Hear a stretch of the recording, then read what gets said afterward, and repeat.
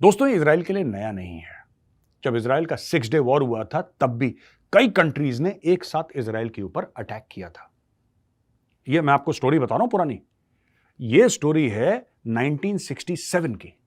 तो दोस्तों, जैसा मैंने बताया, 1967 6 डे वॉर की कहानी है, जब कई देशों ने, आई थिंक 5 देश थे, कुछ थे, एक साथ ये चढ़ दौड़े इजराइल के ऊपर। इजराइल ने एक एक को हराया दोस्तों, एक एक को धूल चटाई इजराइल ने, एक एक को। और आज इजराइल वहीं पे अपने आप को पाता है, दुश्मनों से सराउंडेड है, घिरा हुआ है दुश्मनों से, और इजराइल लड़ रहा है। और इजराइल की लड़ाई ना, मुझे महाभारत में जो अभिमन्यु ने लड़ाई लड़ी थी ना, मुझे उसकी याद आ गई। उतनी बहादुरी से जैसे अभिमन्यु लड़ा था, वैसे ही इजराइल लड़ रहा है, लेकिन इजराइल इनको ठोकेगा। आप मेरी बात मानो, इजराइल इनको ठोकेगा, क्योंकि सच और हक इजराइल के साइड है। तो हथियार भी दे रहा है और चुपचाप बैठा हुआ है वहां पे कि देखो क्या हो रहा है। ये सब ईरान की बदमाशी चल रही है दोस्तों। अब ये जो ग्रुप है हिजबुल्लाह ने बढ़ के मार दिया। अच्छा, मैं एक बात बताता हूं, ये जितनी भी इस्लामिक संगठन है ना, ये टेररिस्ट, ये सब के सब इनके बारे में कहावत है कि इनकी जो जबान है ना, इनकी लाठी से लंबी है। इनकी जो जबान है, इनकी लाठी से लंबी है। ये कर ज्यादा कुछ नहीं सकते, ये बोलते बहुत ज्यादा है। ये चुपचाप आए, बच्चों को मारा, लोगों को मारा, अब ये हाय तौबा कर रहे हैं, अब ये भाग रहे हैं। अब वो कह रहे हैं मेरे अब्बू को मार दिया, मेरे अब्बू के सर पे बम मार दिया तुमने। अबे तुम्हारे अब्बू को तो मरना ही था, तुम क्यों आए यहां पे इजराइल? तुमने किसी के बाप को मारा, उसने तुम्हारे अब्बू को निपटा दिया। ये तो होना ही है यार, इसमें रोना कैसा? देखो, जब तुम तलवार निकालोगे और तलवार से जंग करना चाहोगे तो तुम्हारा अंत भी तलवार से ही होगा। ये सिंपल सी बात है। यानी कि ये देखो, ये स्कूल टीचर, स्कूल का प्रिंसिपल था ये। यानी कि देखो, Osama bin Laden engineer, Zawahiri doctor, ये सारे पढ़े लिखे हैं, ये स्कूल का प्रिंसिपल है, और ये आतंकवादी बन गया स्कूल का प्रिंसिपल। अब सोचो आप, यानी कि एजुकेशन इसका इलाज नहीं है। ये खून में चीजें होती हैं भाई, ये डीएनए का पार्ट है। आप इसको, आप पीएचडी कर लें, आप डबल ट्रिपल पीएचडी कर लें, जब आपके दिल में ये है कि मुझे छाती से 25 किलो आरडीएक्स लगा के बटन दबाना है और 72 उड़े मुझे चाहिए, तो चाहिए। फिर आपको आपको नोबेल प्राइज मिला हो, आप न्यूक्लियर साइंटिस्ट हो, आप न्यूरोसर्जन हो, आप कोई भी हो यार, जब आपके दिल में जिहाद है, जब आपको फटना ही फटना है एक दिन, जब आप चाहते हैं कि मेरा फ्यूचर ऐसा ही हो कि मैं जाके बटन दबाऊं और मैं फट जाऊं, तो भाई फिर तो यही पैदा होंगे सब। आपने आपने क्या क्या सोचा था? आपने क्या सोचा था? आपने हॉस्टेज बनाया, आप अपने डिमांड्स रखते, आपने हॉस्टेज बनाया। आप पहले अपने डिमांड को रख करके आप पहले अपनी बात को रखते। आपने अल्लाह अकबर के नारे पर आपने मासूमों की जान क्यों ली? आपने बलात्कार क्यों किया? आपने न्यूड परेड क्यों कराया? आपने 5000 रॉकेट क्यों दागे? आपने छोटे छोटे बच्चों के सर तन से जुदा क्यों किए? आपने अल्लाह अकबर क्यों कहा? कि जब पिता की तरह अपने देश की, अपने देशवासियों की मदद करने के लिए, अपने देशवासियों को सेव करने के लिए पिता की तरह जब इजराइल खड़ा हुआ और उसने गजा को मुंह तोड़ जवाब दिया और कहा कि आज से न खाना, न पानी, न बिजली, न कोई फैसिलिटी, और धुआं धुआं गजा हो गया, धुआं धुआं गजा हो गया। तब जाकर के फिलिस्तीन के प्रेसिडेंट मोहम्मद अब्बास भीख मांगने लगे यूएन से कि माफ कर दो और इजराइल को बोलो कि खामोश हो जाए, मर्सी दे दे। सऊदी अरबिया से बात कर लिया, पूरे यूएई के बादशाह से बात कर लिया, कह रहा है कि अब तो इजराइल जो है वो तो अब हम लोगों को छोड़ेगा नहीं। और इजराइल ने हमेशा कहा है कि भाई हमको छेड़ो मत, और नहीं तो छेड़ोगे तो हम छोड़ेंगे नहीं। ये बात कल मैं मेनस्ट्रीम मीडिया में थी, मैंने साफ कहा कि इजराइल, मेरी आवाज अगर इस मेनस्ट्रीम मीडिया से जा रही है तो छोड़ना मत। इतना ठोको, इतना ठोको, इतना पेलो कि पूरी जिंदगी याद रखे कि अब दोबारा नहीं कभी, अब दोबारा नहीं कभी। अभिषेक जी, और हम सब जानते हैं इस वक्त पूरी दुनिया के मीडिया पर एक ही खबर है, इजराइल और फलस्तीन की, उसी से रिलेटेड आज बात करेंगे। खबरें बार बार आ रही हैं कि भारत खड़ा हुआ है इजराइल के साथ। इस वक्त इजराइल और फलस्तीन का मसला यूनाइटेड नेशंस तक भी पहुंच चुका है और भारत का स्टैंड तो बिल्कुल क्लियर है कि भारत स्टैंड कर रहा है इजराइल के साथ।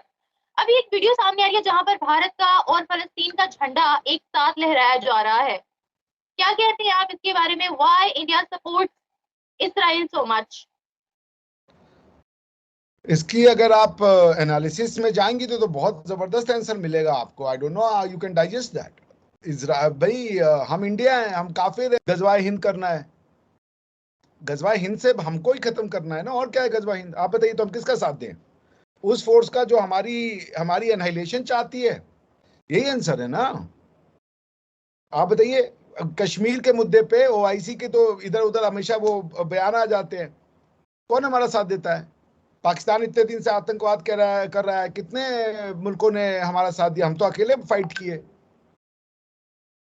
आपको इसको समझना पड़ेगा ना। ये देखिए, प्रॉब्लम ये है कि आपके जो स्कॉलर्स हैं, मैं तो फिर भी फेयर बात करता हूँ, मैं तो कह रहा हूँ इंडिया ने कभी इजराइल का साथ नहीं दिया।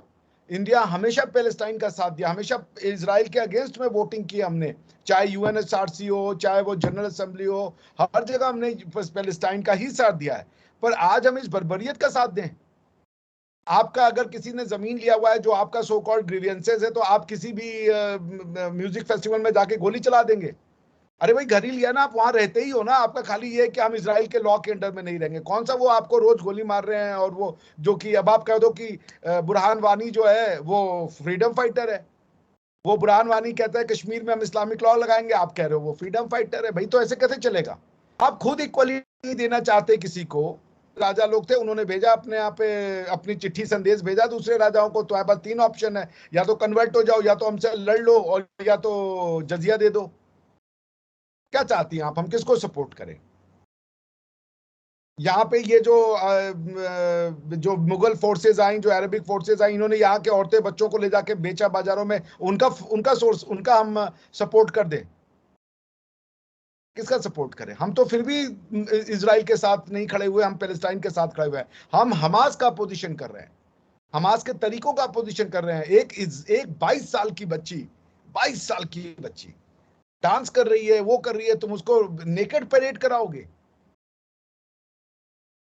नेकेड परेड कराओगे? आप कहिए कि हर चीज रिएक्शन होता है, आप करें तो कोई रिएक्शन ना दे, आप करें तो वो आपका हक है, वो दूसरा रिएक्शन ना दे।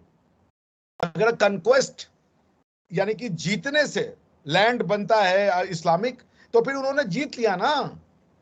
यहूदियों ने तो 2 बार जीता ना, 1967 में जीता, 1947-48 में जीता। अरब तो पीछे मुड़ गए थे ना। अरब ने कहा कि नहीं, हम तो नहीं मानेंगे ये जो अक़वाम मुत्तहिदा का जो रिजोल्यूशन हुआ था, जिसको हम संयुक्त राष्ट्र कहते हैं, संयुक्त राष्ट्र के जो रिजोल्यूशंस को तो मानने से पीछे हट गए थे। पहले बोले हाँ ठीक है मानेंगे, और जब उसको इम्प्लीमेंट करने की बारी आई तो सारे अरब देश पीछे हट गए, उन्होंने तो अटैक कर दिया यहूदियों के ऊपर। तो अगर कॉन्क्वेस्ट से जमीनें बनती हैं तो फिर वो यहूदी जमीन हो गई, बात खत्म करो। आप ये जो टर्की है, ये सेंट्रल एशियन लोग यूरोप के जमीन पे लाके बैठे हुए हैं। यूरोपियंस ने कहा कभी कि तुमने हमारी छाती पे तुम बैठे हुए हो, हमारे लैंड से हटो? यूरोपियंस भेजते हैं टेररिस्ट? वो पाकिस्तान आपने बनाया हुआ है, लाहौर प्रभु श्री राम के बेटे का शहर है, हमने भेजा कभी टेररिस्ट? तक्षशिला जो है वहां से सारी इंडियन हिस्ट्री की किताबें और फिलोसफी और साइंस और टेक्नोलॉजी लिखी गई, हमने भेजा कभी टेररिज्म? मोहनजोदाड़ो में भगवान शिव की पूजा होती थी, वो जो थे वो शिव के पुजारी लोग थे, हमने कभी टेररिस्ट भेजा और कहा कि हमारी जमीन है छोड़ दो तुम? हमास का लैंड है, हमास का लैंड है, पैलेस्टाइन का लैंड है, तो तुम खाली करो फिर Turkey. Get out of Turkey immediately, get out of Kashmir, क्योंकि ये सब हिंदू लैंड है। फिर आप छोड़ो ना। आपने जीत लिया तो वो उसको हरा दिया, तो आप हिंदुओं की जमीन पे कब्जा करके नहीं बैठे हो। आप करो तो वाह वाह वाह वाह वाह वाह, और दूसरा कर दे तो ओए होए होए, ये रिएक्शन में है। उन्होंने ये अरबों की बेटियों को नंगा करके परेड किया है, इजरायलियों ने, यहूदियों ने। ये कैसा रिएक्शन दे रहे हो? की इंडिया की हिस्ट्री पढ़ी है, मैंने इस्लामिक हिस्ट्री पढ़ी है। हमारे डीएनए में ये जिहाद वगैरह लड़ाइयां नहीं है भाई। अगर इतने ताकतवर होते तो लड़ते ना। वो जो आए थे पठान, जो मार मार के मुसलमान कर गए, लूट के, वो लड़कियां उठा के ले जाके काबुल में इनकी मंडियां लगाते थे वहां पे। इस भारत से या इस पाकिस्तान भारत से इनकी बच्चियां ले जाके काबुल में लड़कियों की मंडियां लगाते थे। तो उनके खिलाफ क्यों नहीं खड़े हुए आज तक? ये अब कहते हैं जी हम कभी कहें उसके खिलाफ जिहाद है, ये इधर जिहाद, और करके तो देख लो यार जिहाद, कभी इतना शौक है करो तो सही।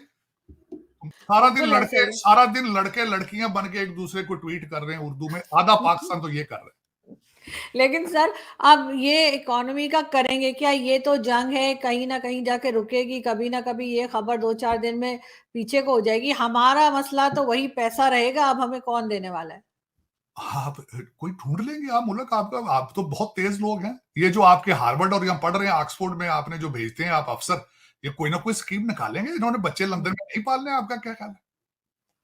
ये बहुत तेज हैं, ये बहुत कोई ना कोई हल निकालेंगे ये। आपने आपकी जो नस्लें आ रही हैं हार्वर्ड में, ऑक्सफोर्ड में, कैम्ब्रिज में जो पढ़ रही हैं, फ्रॉड के अलावा तो कोई चीज नहीं सीखते ना यहाँ से। चलाने वाले तो आपको वही है ना, आपके सारे सेक्रेटरीज यहाँ से पढ़े लिखे हैं।